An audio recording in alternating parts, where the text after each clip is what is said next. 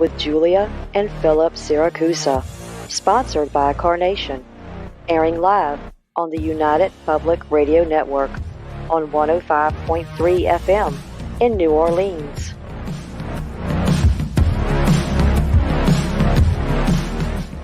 This show's entrance has been edited, produced, and directed by Gwen Clapper from Perfect Trust Productions, LLC. You can find us at perfecttrustproductions.com.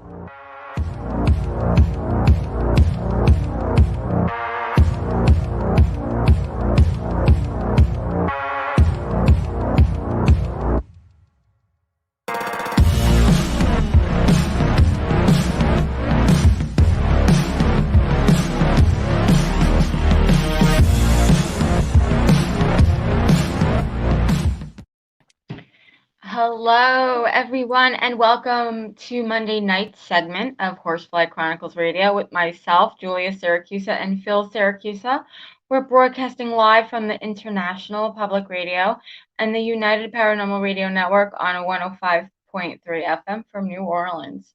This evening's show is fully sponsored by Carnation, so we want to thank them for their sponsorship.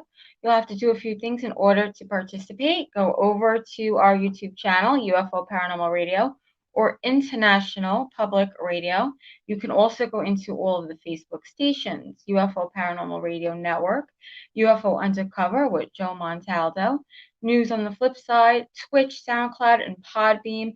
And you can also go over to our group, Horsefly Chronicles Radio, and get in there and listen if you're not in there already. So, guys, please welcome back to the show, Miss Amber. We're so excited to have her back. Amber was born in Dalton, Georgia, and grew up moving from place to place with her family. Through her young years, her love of music grew, which led her to be casted in several plays and worked as an assistant director. In 2021, Amber began working with Big and Funky Productions as an actress, a musician. She's been featured on their paranormal TV show. She has also worked in a kids series, short films, and crime reenactment. And she's got quite a few paranormal stories of her own, I think. So please let's welcome her to the show. Welcome. Hey. Hi, I'm so excited to be back.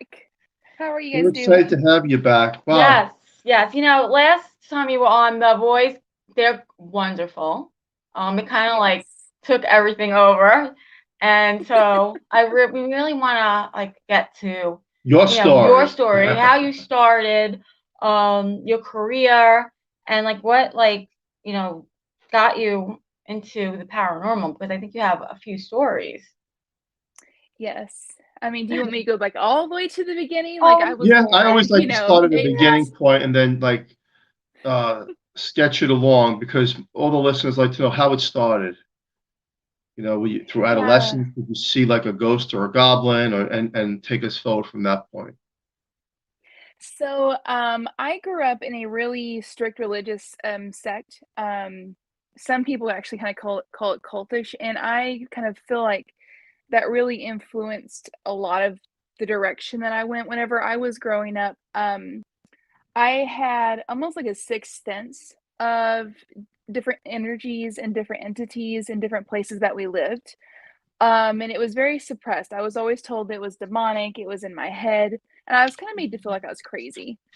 And so the story I kind of told you guys about last time I was on was I was 16, and we had just moved into a house that recently had just been cleaned out because a lady was murdered there. It was a former drug house. The shotgun hole was still in my parents' master bedroom wall. I mean, it was pretty crazy. Yeah. And so the first month or so that we lived there, I started hearing almost like branches crunching outside of my window, but it wasn't like animal. It almost sounded like human footfall around my windows. And so I'd look out and there would be nothing there. And then I would have stuff in my room move from one place to another, or fall off, or get knocked over. you know, things always start out that way, right? Like, Mm-hmm. you know, you kind of question yourself, and I'm like, I talked to my parents about it, and they're like, it's just all in your mind. There's no such thing as this. You know, we're Christians. We don't have demonic things in our house. And I'm just like, there's just something weird here. And so all of this continued to kind of build up. Like my door would randomly open. Um, you know, knocks on the doors, on the walls, just things would just start kind of building up a little bit. And I would always my bed, the way it was positioned, my bed faced my door. Like the foot of my bed faced my door. And I always slept with my door closed. And this particular night I woke up. No, I didn't wake up. I did. I woke up and the door was open. Like it was completely open. And I'm like, well, shoot. I'm like, did one of my brothers do it? Because I have like a couple brothers and they were always playing tricks on me. And so I put out my eyes and I'm like, oh, my door's open. And then this full apparition figure walks and moves into my room. And my room fills with like this bright white light. And it was not a peaceful feeling at all. It was like fear, very negative energy, very scary. And I started feeling myself being pulled up out of my bed, up almost into like a sitting up position. And the only thing I could think to do was to close my eyes and think, don't go into the light, Marianne. It's like the stupidest thing to think about. But I'm thinking the Poltergeist movie. I'm like, don't go into the light. And as soon as I closed my eyes and I looked away, and I felt that the light completely disappeared. I was dropped back onto my bed, and I was numb, like from head to toe. Like I could not move. I landed kind of sideways so I could see the clock. And it was like 3:33 a.m. in the morning, a very specific time. And I was petrified. Like I was like, oh my gosh, what just happened? Was I dreaming? Am I crazy? So I went on, you know, what any kid would do. I went and told my parents, and they're like, whatever, you're crazy. You know, they just completely brushed it off. They just treated me like I was insane. And it was not, I'm not even joking. It was not like 2 weeks later, and I was up with my brother during a storm, and we had we had a bunch of trees around us. So I was always worried that a windstorm would knock over a tree into our house. So I couldn't sleep. And I'm sitting in the living room with him, and he freezes, and our dog starts going insane. And I look at him and I look at the dog, and he's like, do you see that?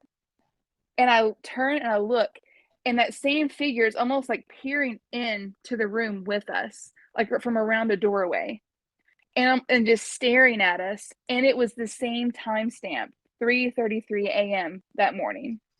Huh, look at that. Wow. Yeah. And so having my brother see it, I was like, okay, now I feel very validated that I wasn't just imagining, you know, you always question yourself.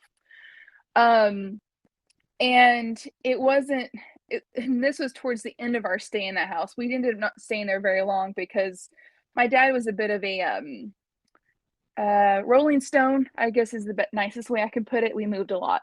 And so we picked up and moved not long after that. And the entity didn't follow us, the negative energy didn't follow us, but it was very much there. And from that point, it was almost like my senses that were always there got turned on like uber, like bright. And I became noticing started noticing things in different places I would go into, different houses I've lived in now as an adult. I know I go in and I'm like, okay, this is not a good house. I need to stay away from this. I mean, stuff like that. So, Yeah. I mean, I could ramble on for like hours. I'm sorry. So, No. I mean, that's kind of like what happens. I mean, we're young and we have these experiences, and then it just like opens us. It'll either open us up, or block us off. yes. That's what happens. It wants acknowledgement, Yeah. right? Yes. Yeah. And what I you give almost it wonder now. acknowledgement. Yeah. Yeah. Yeah. I acknowledged her. I don't know if she was just, I don't know. I don't know what she wanted, but I know it was just a very negative. She's probably just angry that her life was taken, whatever Yeah. her spirit was. I mean, I would be too. I mean, I would probably be pretty pissed off myself. So Yeah. I mean, because she died in such a horrible yeah. way. Mm-hmm. In the dream state, sometimes they come through. Yeah. Do you ever have any? Does that ever happen to you? Dreams? Yes, I actually have premonitions that have come in true. Come in's not a word. That have come true. And usually it's stuff that doesn't make sense at the time until after the fact. It's Yeah. there's a particular one. My husband was deployed at the time in Afghanistan. And I was staying with my parents, and I kept having this reoccurring nightmare of this big, like, black doorway and this massive wind coming through and, like, almost trying to suck me into this doorway. And my dad was between me and this doorway, and he kept saying over and over again, "You're not going to take me. You're not going to take me. This is not happening again." And he was repeating this over and over again. And I'm like, what is this dream? It's really weird. And this dream happened over and over again consistently for a month. And within, I would say, it was about a good month I was having this dream. That next month, it came out that my dad had fallen back into severe alcoholism and he was pastoring at the time, and he had an affair with a church member, and like it's almost like this entity was trying to. Hold on, No, sorry, we're having you're a good. No, you're good. technical You're problem. talking and my phone's listening to you on Bixby and talking. Sorry about that. No, you're good. Talk about ghost technology. Right? No, you're good.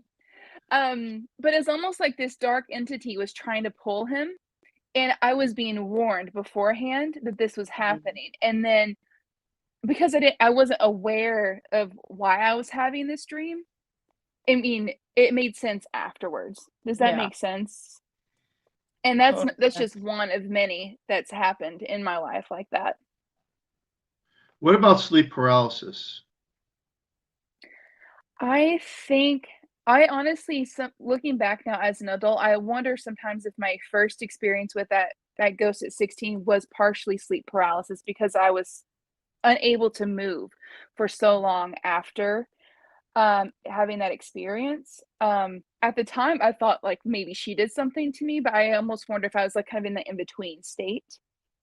But the next time I saw her, the entity with my brother there, that kind of confirmed that I wasn't just dreaming the whole thing up. Does that make sense? Yes. Sometimes it feels like a mass illusion, where you don't know the difference between the reality of something happening, Yeah. and how the mind plays tricks. And then paranormal, we call it parlor tricks that the spirit can do. For example, they can make you see, and they can appear in their dimension, and you don't know. It's hard to make out the difference between what you're really looking at. Like some people say their walls bleed, right? Now, I've never seen that personally, but I don't believe the walls actually bleed. I believe it's a parlor trick of the walls bleeding in that dimension, and you're seeing through that veil. Yes. And, I agree with that. And because a lot of things, there's just so many question marks of why, what are they trying to do? And then again, they're trying to get our attention, the entity, the spirits, they want acknowledgement. If it's malevolent, well, let's talk about that. In this case, do you think that is any form of malevolent? Because there would be an attachment, and there would be negative energy, and there will be oppression and feelings of being drained and tired and fatigued and all that other stuff. With this particular spirit, no. But I did live in another house. So just to give you an idea, I moved probably about 29 times in my childhood. How many? 29. 29. 29. Yeah. You broke the 29. Guinness Book of World Records. Swear on a stack of Bibles 29 times. 29 times? It's awesome. That's because we hate staying in the same place. After the show, maybe you could tell us how we can move 29 times. Right. But I don't really as an recommend adult, it, but I think it would be fun. It is fun. But as 29 a times? child, it's just come That's on. 29 different memories of different locations. Yeah. yes, Okay. depends on how good. Depends on the location. There was one house we lived in St. Elmo, Chattanooga, Tennessee. Really bad area, and we moved in, and it was like a episode of Hoarders, like on TLC. And my mom had to clean the whole thing out, and we found like heroin needles. I mean, it was just Oh. crazy. I grew up pretty poor because my dad moved so much, so we lived in all sorts of places. So, Wow. but as an adult, whenever my husband and I first got married, he was in the military, so we moved around quite a bit our first 10 years of marriage. Mhm. So I'd say less than 29. He was like about 8 times in that 10 years. So we've lived in some pretty interesting places too, and have had some pretty interesting experiences with that. But go ahead. I'm sorry. So some of the other locations that you lived in, you've had different types of experiences. Yes. The first house we lived in Montana, it was it was like a split level house, but the main level had like a big picture window. And so one day I was out, I kept having dreams whenever we first moved in, and the house felt very oppressive, like a very heavy weight inside. And I kept having these dreams about this dark energy moving from room to room, like hovering over. It's almost like I had like a bird's eye view of it. It was moving and like surrounding my kids, and then going to the other room and like surrounding my husband, and then going and like moving and shifting back and forth between the two. And it was terrifying, because I'm like, okay, at this point I start recognizing that sometimes my dreams are trying to tell me something. I just didn't know what. And so one day I was cleaning. We'd been there for about a month and a half. I was cleaning, and I went by the door, and like the light hit the door frame at the exact right spot, and I saw an oil impression of a cross over the door frame. And I'm like, that's odd. I'm like, oh, and then I started checking all the door frames. All of them had the cross on almost like the house was blessed. And so I'm like, okay, what's trying to get in? At this point, that's what I'm thinking. I'm like, something's trying to do something and get back into this house. So I had just put the kids to bed, and I went downstairs, and it was fall, so it was dark early, and I was closing the big picture window, the curtains, and I had turned off the lamp. And you know how as soon as you turn off the lamp and it's like lighter, a little bit lighter outside, you can see instantly outside at night. Mm-hmm. There was a dark figure with red eyes wearing a wide brim hat standing outside of my window looking in. Oh I'm getting God. goosebumps right now just thinking about it. And like instantly my brain was like, it's almost like it connected the dots, like this entity, whatever it is what my dreams are trying to warn me about, because he wants back in. And I was like, and that these dreams were trying to warn me from not inviting anything else back in. And it was petrifying. It was like, that was probably the scariest one I've ever experienced, because like you could just see, like just feel the evil like emanating off of this figure. And I literally looked there. I was like, no. I literally audibly said no to the window, and I shut the curtains really fast, because like I was scared, and I like opened them back up, and he was gone. And it was, and after that, my dreams stopped, the oppressive energy left, all of it. Huh. Look at that. Huh. So did your kids or your husband see anything at that time, or it was just you? It's just me. Yeah. My husband has PTSD from the war. Yeah. And for a long time, he had an oppressive energy with him that he that actually visualized a lot. And so he was like almost combating this entity in itself for many years that was kind of attached with his PTSD. He's had his own experiences. That's like his own stories, but he he didn't see this. He didn't get a chance to really experience any of this. So Sometimes it's our own journey and mission to experience these things alone. And other people don't see them that are in our life unless they have abilities. And I've learned that they're just not meant to experience these things in this journey. They don't have that third eye. They don't have that awareness, and that's okay. Then maybe they've had it in previous lifetimes or lifetimes to come. yes. Because I was a hardcore skeptic in ghosts and demons and anything, to be quite frank, until you experience it yourself. And then other people don't see what you see sometimes and don't experience it. And then you say, well, why? And it's because when you look at the big picture, each of us are on our own lane on this journey. My lane is not to be an astronaut. My lane is not to be a doctor. My lane is to learn and discover paranormal phenomenon, the supernatural, and share information with the world through broadcasting and investigations, and learn from what we can do to help each other with these experiences, where other people just don't have anything. And they say, well, there's no such thing as a God, a creator, an angel, a demon. They're atheists. They don't believe in anything. And I guess it's okay, because the way I look at it is now, I mean, back in the day, I used to get into these massive arguments with people.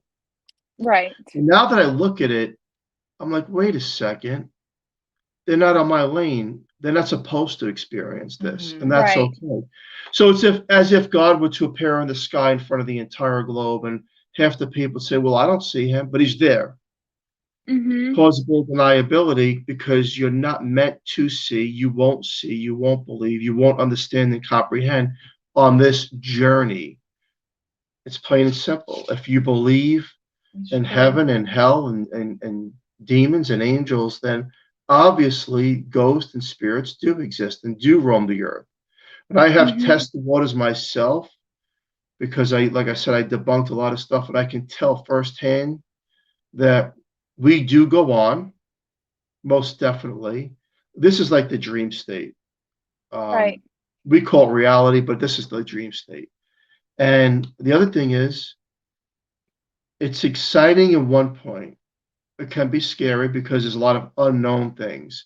You know, in paranormal, there's just so many unknown variables, where we have shadow people. We have people see lizard people, aliens, the black-eyed children, the fairies. There's just so much out there. There's so much in Native American lore. There's so much that's just around reservations. My parents lived near a lot of Native American reservations in Montana, and there the stories that even my dad has told that he's experienced being on like a Blackfoot reservation, of things that he's seen and experienced, is unexplainable. Like, most people would think that you're crazy whenever you talk about it, but it's real. It happens. It just doesn't happen to everyone, like you said. Right.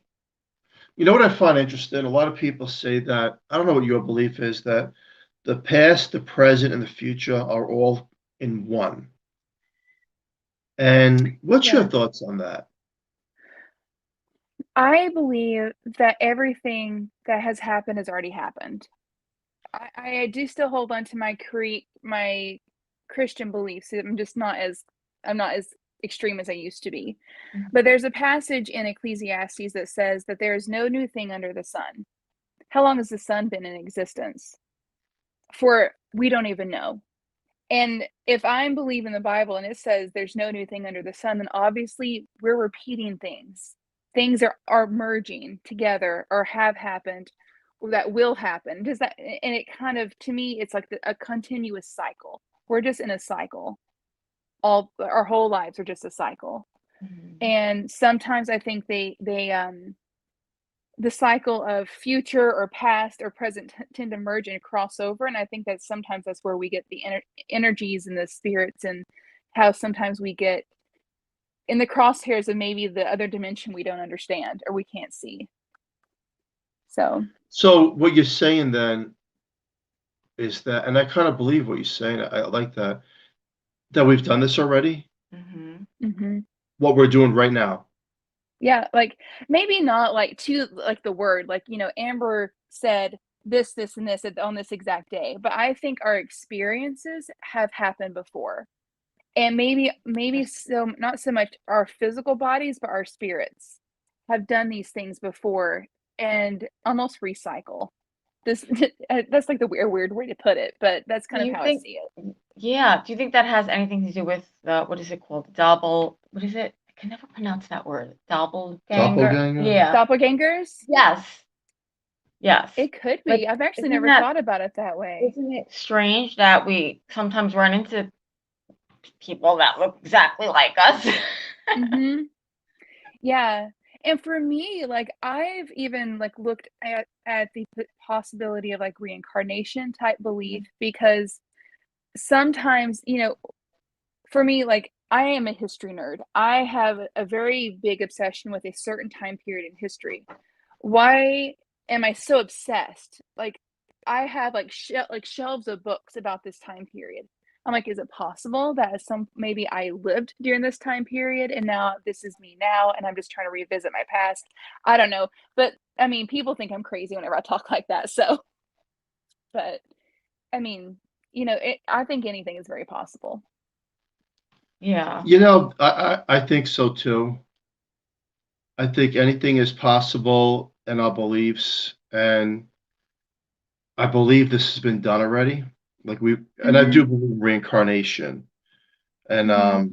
it's quite fascinating. And it's sometimes when we capture pictures of ghosts. Are we the shadows of the ghost? Mm-hmm. You know, Yeah. It actually just gave me goosebumps just to think about that. I mean, but it's true. Maybe we're seeing a snapshot of something that we just don't understand. And I don't know. I think there's so much that we just cannot comprehend in our lifetime that, and even as a Christian, I think there's a lot of things that we do in Christianity that binds everything into a box and keeps us too closed-minded to see how wide open and how big and how things may actually be, if that Yeah. makes sense. Does that make sense? I Yes. it think does that because sometimes we put God in a box. yeah, God's yeah, in a box for us, yeah. and I don't think God is in a box. God works on so many other levels than what we try to keep him in. And Yeah. so if we're human, right? He created us, but what other things does he have going on that we don't really know about? You know? It's true. I mean, that makes sense to me. The only problem I have and I'm Catholic, but I have a Mhm. lot, and I don't believe in. I went to Catholic school and church, but as a spiritualist now, knowing what I Mhm. know, you're correct, the box, because they keep you narrow-minded, and Yeah. when you start to experience things that there's no explanation behind, and you're not going to tell me that you're the know-all. I don't care who you are, and in Yeah. any kind of form of religion, you're not going to tell me that you're going to play God and tell me you know everything, because I'm not going to buy it Yeah. one Absolutely. second. Because paranormal phenomenon, ghosts, demons do exist. So you're not going to tell me that it's one way, your way, the only way, the only thought, the only belief, and the only religion. Yeah. I believe in karmic view of us, that Mhm. what you put out, you get back. I also believe that a lot of us are meant to experience things that others aren't because, like I said, maybe they've already experienced them in previous lifetimes, and somehow this is repeat. Because when you look at the near-death experiences of people and they come back, it's as if they say that it all coexists together, past, present, and future. Mhm. And we have it wrong. We have our beliefs wrong. We have Yeah. everything set up wrong. The way we treat mankind and the way we do things. The natives had it right, Mhm. but we kind of destroyed everything. If you right, we still No, destroyed I'm right there everything. with you. I mean, Wars and that's what we genocide do. and all these people Yeah. that you know take over and create all this mass murders and Mhm. and then I asked myself, is it the entities creating the mankind to destroy everything? Because as if a person was to go in a house and do an investigation, is it just the one person investigating the one house that is only possessed by an entity? Or are these mass leaders also oppressed by entities to control the world and destroy things? I see. I'm following that vein too. I mean, I think there's so much more behind the scenes that we can't see or understand. That's kind of controlling the bigger picture. I agree. Now, this is a Mhm. paranormal radio show, and we want you to tell us Yes. this creepy story. The most I scariest want you to scare location. all the listeners out there. There's a half Oh, a million of God. them, and you are live. So go ahead, girl. Oh gosh, no. I don't have like, other than the one story, I don't have, most of my experiences have been pretty positive. Humans are scarier than I think than ghosts most of the Well, time. that's true. He looks at me. That's true. Do you see that? I like Well, how you it always looks at call you. yourself I a do. witch. I mean, you You called say me a yourself a witch. witch, so I married a witch. I mean, it's nothing bad. I've been called I'm Satan, staying so out of that. I'm gonna be over here. tell us a creepy story. You have to tell us something scary. Well, Okay, so go ahead. What were you gonna ask me? maybe a scary location, like a location that really like left a mark on you or something like that. So I was doing an investigation actually with Wrestling with Ghosts earlier this year, Mhm. with the paranormal show that I'm working on. Yes. And I go into every investigation with no predisposed knowledge of the location. I don't want to know anything because I feel like if I go into something knowing something, I'm going to Mhm. automatically have this expectation that I should have this feel this type of way or experience this type of thing. So we were investigating the Greenback Castle here in Greenback, Tennessee, and the castle was built by this gentleman over the last like 60 years by his own hand. He's like used brick, he's used stone, he has built in a torture chamber, he's built in um a bunch of, it's just a very fascinating place. If anybody ever wants to Google it, it's a really interesting place to look at. This one room was called the chess room, and it had a chessboard actually built into the like a stone table built out from the wall, and it was like cemented inside this table. And the builder's brother built it right before he died. He died by hitting it. He got hit by a train, and I guess he was drunk one night, stumbling home, and he died. So I felt a particular way during the earlier part of the day whenever I was going through just getting B-roll on my camera. I like to go through it with my camera, just kind of get like, side shots, see if I can pick anything up on my phone because there's stuff that I can't hear my phone sometimes picks up. And whenever I entered this room, I felt a very heavy energy. And so I made a mental note. And I was like, I want to go back and I want to be part of the investigation in this room because normally I run the cameras, and so I actually wanted to kind of lead this room. So I talked to Vinny and Luke, and they're like, "Yeah, go for it. I want you can do your thing in this room."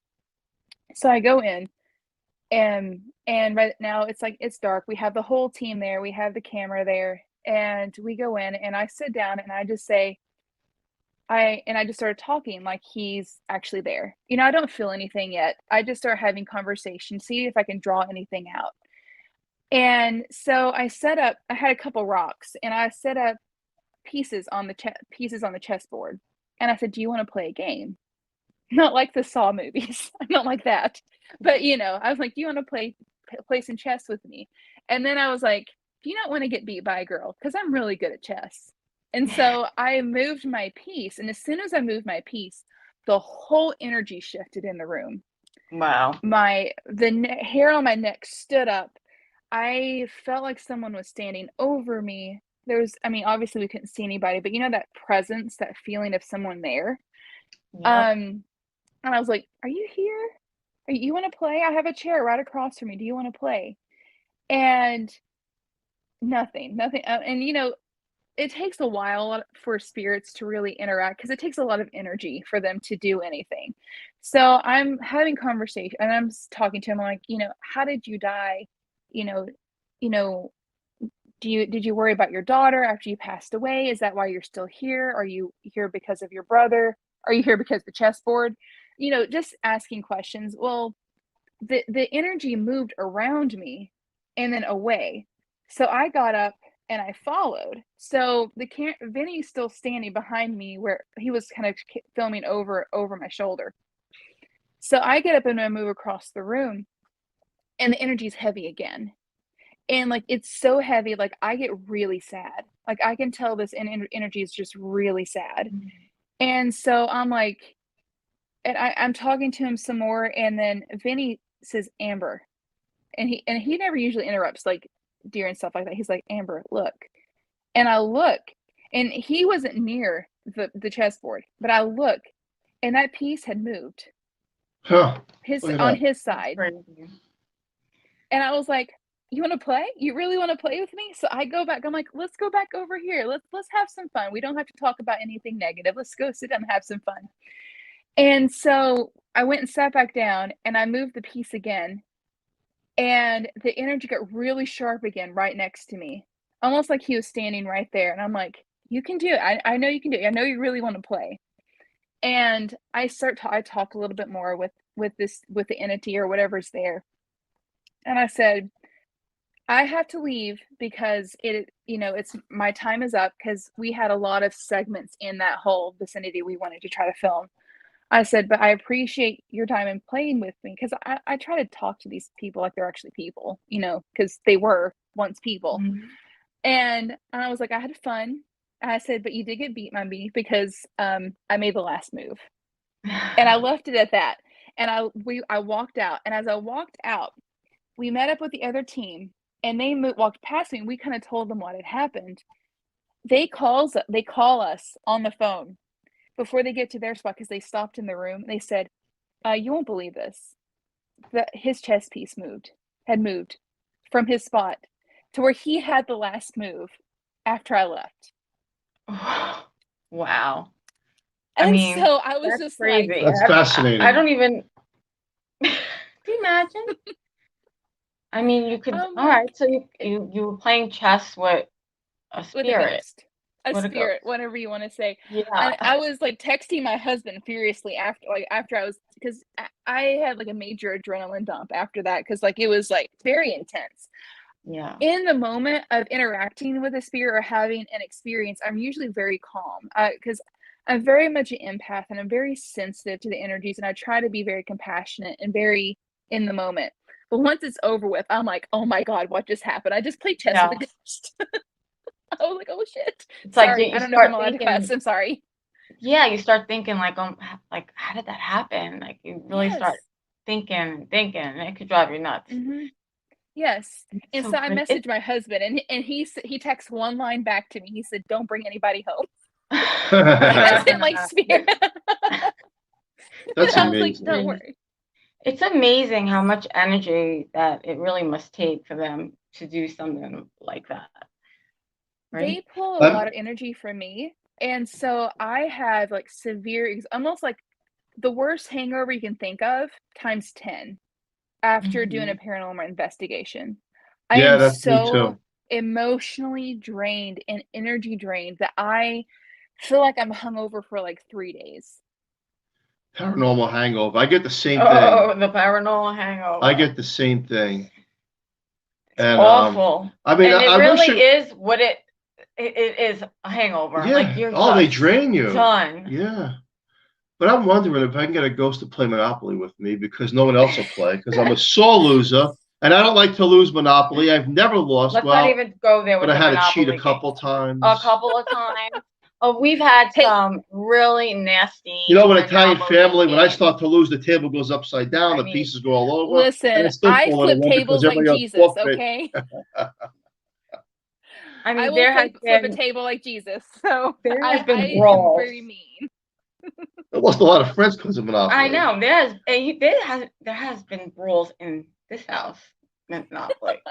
I mean. Do you have an oppression over Monopoly? Do you have like a spirit of oppression with Monopoly? Yeah, that's a good point. I like that. It's true. I never thought of it like that. Tomorrow I'm buying a Monopoly game. And the funny thing is, every single game that we have, the pieces get lost within like a year. Like they're gone. They never last in this house. So what you just said kind of is like If ringing you a see bell. me playing Monopoly with nobody, there's actually somebody there. And I'll be starting tomorrow. And I'm going to pocket some You're of the gonna cash. call me up next week. I just played the coolest Monopoly game with this invisible I'm entity. gonna, yeah. Well, you know, the truth is, let's think about it. If someone can move a chess piece from the other side, then the possibilities, I mean, they're not going to start counting money because that, you know, well, then again, who knows? I mean, but it's so mind-blowing how we these can make a whole things, show about Monopoly. but it's so mind-blowing how spirits and entities have Yeah. so much control within the physical realm. People don't realize it. It's scary, but yet fascinating. It's interesting, and you get curious, which leads me to a question. Has a loved one in your family ever crossed over and said, I'm here, can you see me? Grandmother, grandfather, uncle, aunt, cousin, relative, anybody, because they know you have a gift of a spirit. You're like a lighthouse. So has anybody communicated with you? My grandmother passed away in last year actually, and I was really close to her. My youngest daughter was really close to her. But the night that I got the phone call, about 10 minutes before I got the phone call, I had a dream of her at the foot of my bed. And she didn't say anything. She just stood there. And it wasn't the way she was right before she passed away. Like she wasn't, because she was really sick before she passed away. She had shrunk down to nothing. It was the way that I remember her the most, probably in her like mid 60s with her big poofy curly hair and her lipstick on. I mean, she looked just beautiful. And I had like, I want to cry because it's like really emotional for me. Yeah. And Yeah. so, and it was almost like this calm, almost like I knew she was okay. Yeah. And then I got a call. Grandma passed away. Yeah. And it was literally within 10 minutes of the phone call. You know, that has happened. We've heard many that's happened to like me. that. I've lost a lot of friends on 9/11 that were cops and firemen and people that were first responders. And then maybe a year later, maybe months later, they would come into my dream state, and they would have this glow around them, this glowing energy, and they look really good. Yeah, they'll always come to you where they feel and they would try the most beautiful. Yeah, and they were telling me telepathically, I'm okay. I'm good. Yeah. Yeah. I'm good. You need to take care of yourself. I'm okay. And they look really good. And it's happened numerous times. And it leads me to believe, as an investigator, as a person with abilities and having these experiences, that they do hear us. Yeah. Yeah. And they say that when a person crosses over, mom, dad, cousin, friend, relative, it's okay to talk to them as if they're there when they physically have crossed, because this is just a meat sack that we're in. It's a meat suit. This is all it is a temporary vessel. That's what it is. And the spirit, the soul, leaves the vessel. And then we're all connected and on the other side and rejoiced, and we're one. And I know that, hands on. Through talking to spirits and communication with equipment and the dreams. My thing is I have a lot of dreams where the spirits come through and they're playing it as if, no, this is more real than your real life, that you're existing. That's the dream. So I want the listener to know that it's heartbreaking to lose someone. Yes, it is, most definitely. But in spirituality, what we believe, I believe, is that we never had a beginning and there is no end, because we're energy. Energy is not created nor destroyed. We just transform into different life cycles, and we build our karmic view in the soul of energy of who we truly are. Yeah. And then, some life lessons, we help people, and others we may not be so good. And there's that big question mark of why. But it's because I believe that before we're born, we've written down who our parents are. what we want to experience on this journey. And it's hard for a lot of people To really understand that, understand that, especially a lot of religions. But look, when you get into this field and you communicate with that side, and then you talk to people who've had near-death experiences, you start changing your the thought past, process. the present, the future is all connected into one. And there is no time. We've made up time. So when you look at the broad spectrum of everything, we're always connected, and not a single person that we've loved is ever lost or forgotten, because they're in the essence of the soul's journey, and that never ever ends. And not just for this life cycle, but for other soul journeys as well, because people that have crossed over also say that it wasn't just the people I knew on this lifetime. I've seen it's through multiple lifetimes that I've experienced, and that we've chosen to come back here to go through these life lessons. And with that comes the supernatural, the ghosts, the experiences of the unknown. And I always share with people that this is not the end game. It's not. When we cross, I promise you that, knowing what I know, and just type in near-death experiences on this, these doctors have died, and these scientists have died, and atheists have died, and they say the really same thing. Educated people. And so what they say is that also, now look at us as a ghost hunter, and then what they're saying is on the other side, when they've crossed, well, we could see you. We could see who's in the hospital room, who's in a different state, who's in multiple states at the same exact time, where we see what you're doing. We see your goodbyes. We see what you're saying, but I'm not gone. I see you, like as if you're thinking of me. And that, to me, brings light into the situation that we have never truly ever gone, because we've always had an existence. And that's very important. And when you keep that thought, then you realize that there's so many possibilities of just us, right? And our lane and our experiences. So with that said, give us some good karmic view, positive vibes that you want to do going forward within the field of either paranormal and your life journey. Well, so I definitely want to continue working through paranormal investigation. It has been very liberating, considering my background, and eye-opening to work with a team of people who believe and go into things skeptically like I do, but also validate the experiences that I see. It's been very refreshing to feel like I'm not alone in this journey. You know what I mean? And so I really want to continue working doing that. I really want to continue working with Big and Funky Productions doing the movies. We're telling a lot of stories right now with our movies about different lore and things about the South and things that are very near to me. Our last movie that just came out, WJHC, was very special to me. One, because it brought me into the team of Big and Funky, but it is really based on the dangers of religious dogma and what it can do to people and how it can hurt other people. And we really don't know who really makes it to heaven, because we can't judge people from the outside.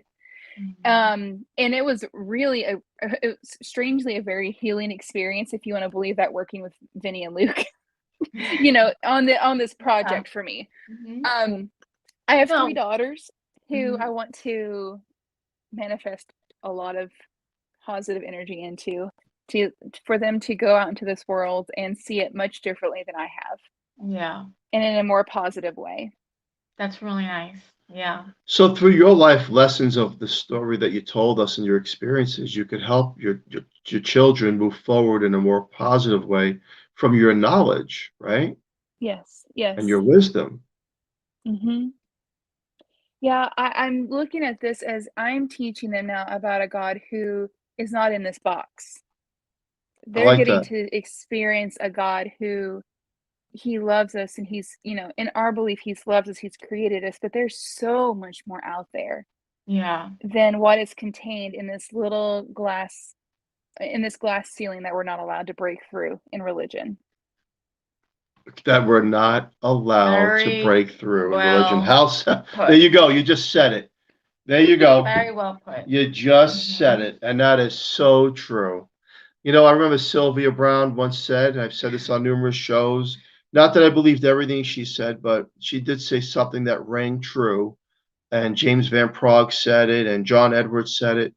Blow up a balloon, and we are in the balloon. We cannot see outside the balloon till we cross over. And there's a world of experience and abundance of love and trust and everything that you had never thought the possibilities of existence were. And when you're back in the balloon, you're back in the box. And when you're in the box, you're narrow minded into beliefs and the thoughts of other people's perceptions on this journey that is such a short time. So, to the listener out there, believe in yourself, your experiences. This is your journey. This is your lane. This is how you're going to move forward. And remember, it's not the end all. This is fascinating. I love this stuff. I could talk about it all day. Give us some words of, you know what? Give me the definition of love. Love is selflessly giving yourself to others without any thought of anything in return, I think. Very good. And that's really And with no no expectation of anything in return. And I think love in its own self can be unconditional. I think man has made it a conditional emotion. I like that. You're very smart. You're very intelligent. We need to have you back on. We're going to wrap it up. It's 9 o'clock. We're going to jump on another show. Where can people find you? Really quick. So you can find me on Facebook, Amber Schultz, on Instagram, Amber Schultz 87. And I always want to plug my Big and Funky crew. Check out everything we have going on there at biginfunky.com. And you can find out everything about our Wrestling with Ghosts, all of our comedy skits, our movies, everything we have going on right now. Yeah. And Wrestling Ghost was at the Horsefly Chronicles house a few years ago. You can see that episode too. It was funny. It was good. It was interesting, intriguing. Hey, thank you so much. We definitely want to have you back. Yes, and, I had such a great time. This has been awesome. Seriously. Julie, wrap it up. Thank you so much, Amber. And thank you to Carnation for sponsoring this show, and join us next Monday night on 105.3 FM from New Orleans. And stay tuned for The Missing Piece with Trish Moe. Everyone have a safe, great night. Amber. Share the show. Amber has a lot of knowledge. We're going to have her back. Stay tuned.